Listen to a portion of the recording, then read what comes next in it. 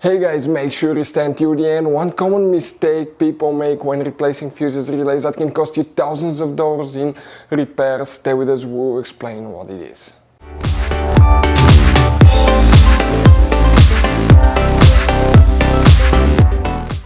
Hey guys, welcome back to Auto Repair guys. Thank you guys for watching and subscribing to the channel. Today will be super helpful video to any of you having a Mercedes E-Class generation from year 2010 to year 2016. This is the E-Class generation known as W212 guys.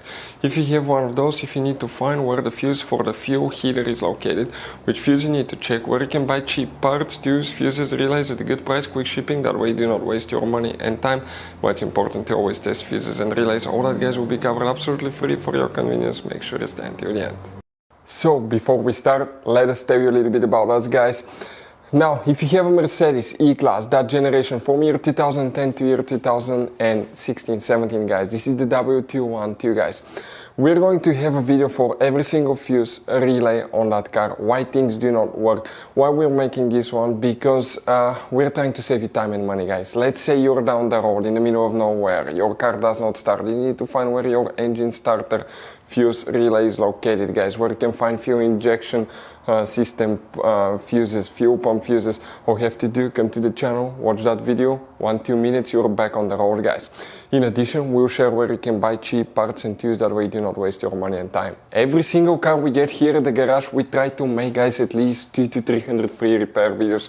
We take them completely apart, we show you how to fix mechanical, electrical, engine work guys, body work, a little bit of everything. And we have more than 12,000 free repair videos on our channels that can save you thousands of dollars guys in free repair videos. Check it out if you need help with that. So let's go ahead and start on it now. So the fuel heater fuse, where you can expect to find it, we'll demonstrate on that generation Mercedes E-Class here.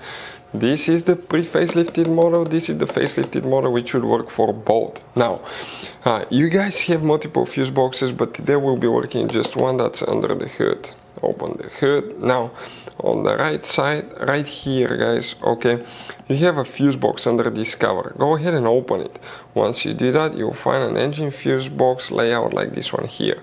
Before we continue guys, let's explain quickly why it's always a good idea to test fuses and relays.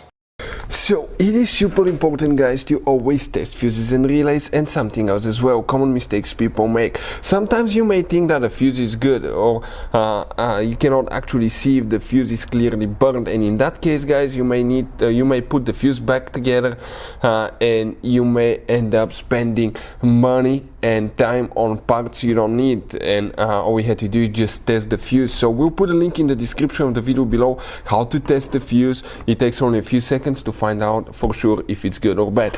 The same thing for relays guys, okay? Some of those could be really expensive on cars, so we'll put a link in the description of the video below how you can test relays. And for some certain fuses guys, it's important to disconnect the car battery when removing them, otherwise you can burn the electronics. And for instance, working on airbags, fuses or anything like that, you need to wait at least 1 hour after disconnecting the car battery. And if you're not qualified and certified to work on airbag system, I will never recommend to do that guys. But when disconnecting the car battery guys, okay, common mistake people make, it's important to know which battery terminal you reconnect first. If you do it the wrong way, you can burn electronics modules. How we know about that? We burn before the traction control module on BMW that cost us $2,000 guys. So we'll put a link in the description of the video below which battery terminal to disconnect first. Check it out for your convenience.